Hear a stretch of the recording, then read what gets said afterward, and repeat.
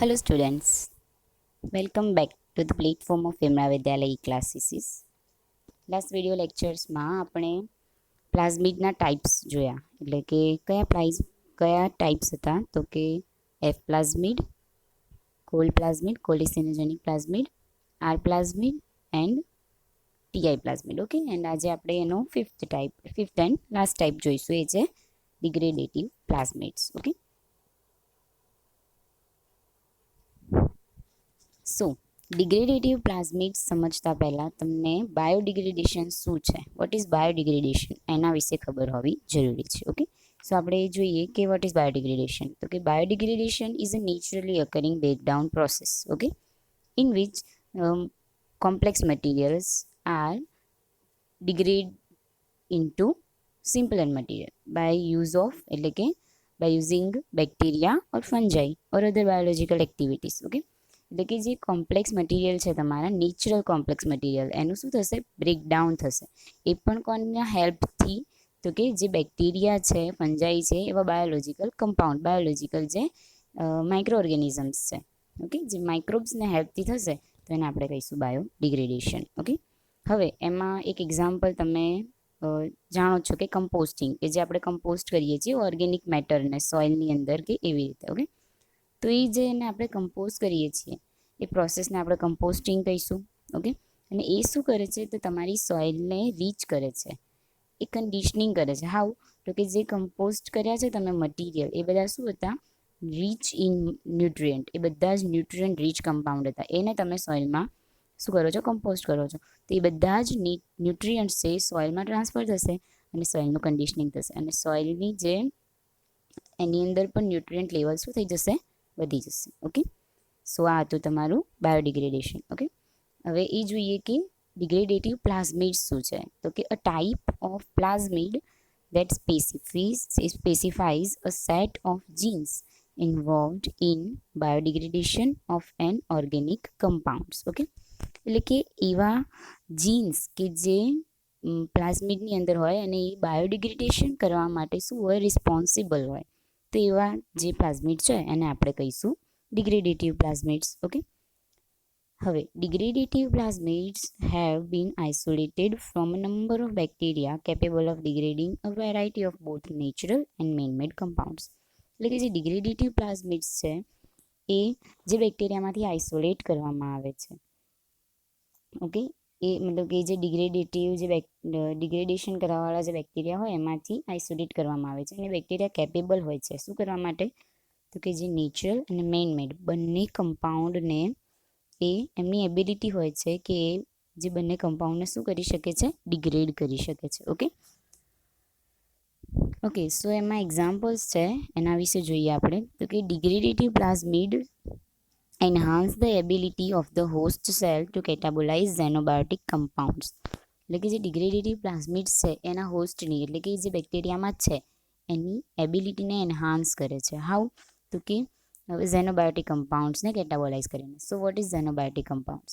ઝેનોબાયોટિક એવા કમ્પાઉન્ડ છે, મતલબ કે કોઈ ઓર્ગેનિઝમ છે અથવા તો કોઈ બેક્ટેરિયા છે, એ કોઈ કમ્પાઉન્ડ, નેચરલ કમ્પાઉન્ડ શું કરે છે, પ્રોડ્યુસ કરે છે, અને એ જ નેચરલ કમ્પાઉન્ડ બીજો ઓર્ગેનિઝમ અપટેક કરે છે. તો એ નેચરલ કમ્પાઉન્ડને આપણે ઝેનોબાયોટિક કમ્પાઉન્ડ કહીશું. કોણે? જેને અપટેક કર્યો એના માટે. ઓકે, તો એ જે અપટેક કરવાવાળો ઓર્ગેનિઝમ છે એ આ ઝેનોબાયોટિક કમ્પાઉન્ડને કેટાબોલાઇઝ કરે છે. હાઉ, તો કે એ જે ડિગ્રેડેટિવ પ્લાઝમિડ છે એ જે અપટેક કરવાવાળો ઓર્ગેનિઝમને, હોસ્ટને શું કરશે, એન્હાન્સ કરશે એની એબિલિટીને આવા જે ઝેનોબાયોટિક કમ્પાઉન્ડને ડિગ્રેડ કરવા માટે. Okay, in addition to pollution through human activities, about 250 million liters of petroleum enter the marine environment every year through the natural seepages. એટલે કે નેચરલ કોઈ પણ કે જે નેચરલ સીપેજીસ, મતલબ કે તમારી કોઈ પણ જમીન છે ત્યાંથી શું થતું હોય, લીકેજ થતું હોય ક્રૂડ ઓઇલનું અથવા તો ક્રૂડ પેટ્રોલિયમનું, અને એના કારણે જે મરાઇન એન્વાયરમેન્ટ છે ત્યાં આગળ આ શું થાય છે, ટ્રાન્સફર થતું હશે આ ઓઇલ. ઓકે, અને એ જે મરાઇન એન્વાયરમેન્ટમાં શું કરશે, તો કે જે ડાયવર્સિટીઝ છે એને એ અફેક્ટ કરશે. ઓકે, એના કારણે જે 250 મિલિયન લીટર્સ જે મરાઇન એન્વાયરમેન્ટમાં જાય છે, કે જે હ્યુમન એક્ટિવિટીઝના કારણે હોય, કે જે ટ્રાન્સફર કરતા હોય, ટ્રાન્સપોર્ટેશન વખતે થતું હોય, અથવા તો જે નેચરલ સીપેજીસના કારણે થતું હોય, ઓકે, એના કારણે જે નેચરલ ડાયવર્સિટીઝ છે એને અફેક્શન થતું હોય છે. ટ્રેડિશનલ બાયોઓગ્મેન્ટેશન વર્સિસ જીન બાયોઓગ્મેન્ટેશન, તો કે plasmid mediated bioaugmentation. So first of all એ ખબર હોવી જોઈએ કે વોટ ઇઝ બાયોઓગ્મેન્ટેશન.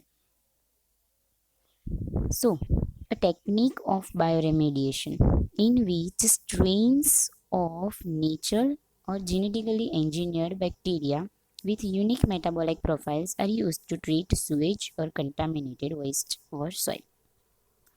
બાયોઓગ્મેન્ટેશન ટેકનિક જ છે કોની? તો કે બાયોરેમેડિએશન. બાયોરેમેડિએશન તમે શીખી ગયા, ઓકે. તો કે બાયોરેમેડિએશનની ટેકનિક છે કે જેમાં પહેલાંમાં આપણે શું કરતા હતા, રેમેડિએશનમાં બાયોડિગ્રેડેશનમાં શું કરતા હતા કે જે નેચરલ જે કમ્પાઉન્ડ હતા એ યુઝ કરતા હતા, ઓકે.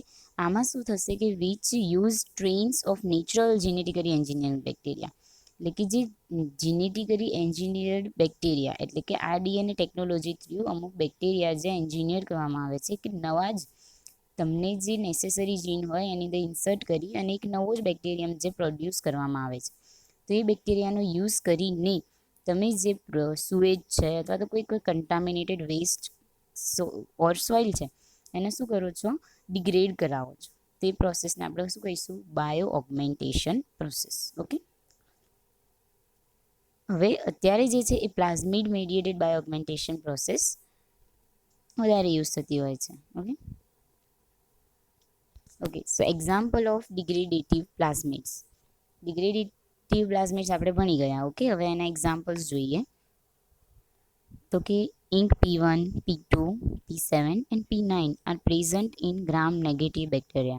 ઓકે, આ જે ડિગ્રેડેટિવ પ્લાઝમિડના જે એક્ઝામ્પલ છે કે જે ગ્રામ નેગેટિવ બેક્ટેરિયામાં પ્રેઝન્ટ હોય છે. ઓલ્ધો including plasmids have gram positive bacteria probably belong to unidentified in groups, એટલે કે એના જે ગ્રુપ્સ છે એ અનઆઇડેન્ટિફાઈડ છે, ઓકે.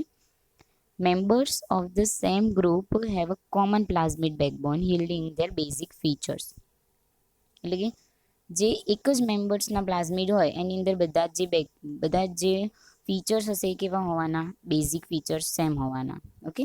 એનું પ્લાઝમિડ બેકબોન શું થશે? એક જ જેવું હશે, સેમ જ, જે એક જ મેમ્બરમાંથી હશે એ એક જ ગ્રુપમાંથી હશે એમાં, okay. Like there are at least 14 ink groups in Pseudomonas which are completely different from those of E. coli. એટલે કે સ્યુડોમોનાસમાં જેટલા 14 ઇંક ગ્રુપ્સ છે જે ડિગ્રેડેટિવ પ્લાઝમિડ છે એ કમ્પ્લીટલી ડિફરન્ટ છે from those of the E. coli, એટલે કે ઇશેરિશિયા કોલાઈમાં જે પ્લાઝમિડ છે એના કરતાં એકદમ ડિફરન્ટ છે, એકદમ અલગ છે, okay. The use of genetic engineering to create organisms specifically designed for bioremediation has great potential. Okay, એટલે કે જે જેનેટિક એન્જિનિયરિંગ થ્રુ આપણને આપણે ડિઝાયર ઓર્ગેનિઝમ કે જેને આપણે ડિગ્રેડ કરવાનો હોય, લાઈક આપણે પેટ્રોલિયમને ડિગ્રેડ કરવો છે અથવા તો આપણે કોઈ પ્લાસ્ટિક ડિગ્રેડિંગ ઓર્ગેનિઝમ અત્યારે મતલબ કે ડિસ્કવર થઈ રહ્યા છે નવા, ઓકે. એવી જ રીતે આપણને જો કોઈ વસ્તુનું ડિગ્રેડેશન કોઈ વસ્તુને ડિગ્રેડ કરવી છે, કોઈ મટીરિયલને, તો એને ડિગ્રેડ કરતું જીન છે આપણે પ્લાઝમિડમાં ટ્રાન્સફર કરીશું અને પ્લાઝમિડ પછી એ ઓર્ગેનિઝમમાં કે જે ફટાફટ ગ્રો થતા હોય એમાં આપણે ટ્રાન્સફર કરી અને એના આધારે આપણે એને શું કરી શકીએ છીએ? એ વસ્તુને મટીરિયલને આપણે શું કરી શકીએ છીએ? ડિગ્રેડ કરી શકીએ છીએ, કે જે જેનેટિક એન્જિનિયરિંગ અત્યારે વાસ્ટ વેરાયટીઝ મતલબ કે એની ઘણી બધી એપ્લિકેશન્સ છે જે આપણે તમારા 504 નંબરના એટલે કે આરડીએનએ ટેકનોલોજી છે એમાં આપણે ડિટેલમાં જોવાનું છે, okay. The bacterium Deinococcus radiodurans, the most radio-resistant organisms known, okay, has been modified to consume and digest toluene and ionic mercury from highly radioactive nuclear waste. એટલે કે આ જે ડાયનોકોકસ રેડિયોડ્યુરન્સ જે ઓર્ગેનિઝમ છે એ પણ જેનેટિકલી એન્જિનિયર ઓર્ગેનિઝમ છે કે જે શું છે? તો કે રેડિયો રેઝિસ્ટન્ટ ઓર્ગેનિઝમ છે, ઓકે. એટલે કે એ જે રેડિયો એક્ટિવ કમ્પાઉન્ડ હોય છે એને શું કરે છે? રેઝિસ્ટ કરે છે, ઓકે. અને એટલે કે એને કન્ઝ્યુમ કરી અને એનું ડિગ્રેડેશન કરી શકે છે, ઓકે. તો કે જે has been modified to consume, એને મોડિફાઈડ કરવામાં આવ્યો છે શેના માટે, તો કે એને કન્ઝ્યુમ અને ડાયજેસ્ટ કરવા માટે, કે જે ટોલ્યુઇન છે અથવા તો કોઈ પણ મર્ક્યુરિક કમ્પાઉન્ડ કે જે રેડિયો એક્ટિવ છે એને શું કરશે, એ કન્ઝ્યુમ કરશે અને એને ડાયજેસ્ટ કરી દેશે. ઓકે, એના પછી છે પ્લાઝમિડ્સ, એટલે કે metabolic plasmids. Okay, they carry genes for enzymes that degrade substances such as aromatic compounds like toluene, pesticides like 2,4-dichlorophenoxyacetic acid and sugar એટલે કે lactose.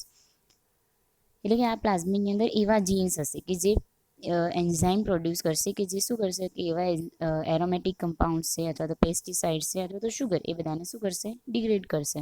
Okay, metabolic plasmids even carry the genes required for some strains of rhizobium to include legume nodulation and carry out nitrogen fixation. Okay, metabolic પ્લાઝમિડમાં even એવા પણ જીન હોય છે કે જે તમારા રાઇઝોબિયમ જે બેક્ટેરિયા છે એના થ્રુ કે જે લેગ્યુમ પ્લાન્ટ્સ છે એની અંદર નોડ્યુલેશન ફોર્મ કરશે, એટલે કે નોડ્યુલ ફોર્મ કરશે અને નાઇટ્રોજનને શું કરશે, એન્વાયરમેન્ટનો જે નાઇટ્રોજન છે એને તમારી જે સોઇલની અંદર શું કરશે, ફિક્સ કરી દેશે. એ નાઇટ્રોજન ફિક્સેશનમાં પણ આવા મેટાબોલિક પ્લાઝમિડ શું થતા હોય છે, યુઝ થતા હોય છે. ઓકે, સો આ તો તમારા જે ડિગ્રેડેટિવ પ્લાઝમિડ્સ એન્ડ મેટાબોલિક પ્લાઝમિડ. તો અહીંયા તમારા જે પ્લાઝમિડ્સના ટાઈપ્સ છે એ શું થાય છે, પૂરા થાય છે. Okay, hope you like it. Thank you for watching.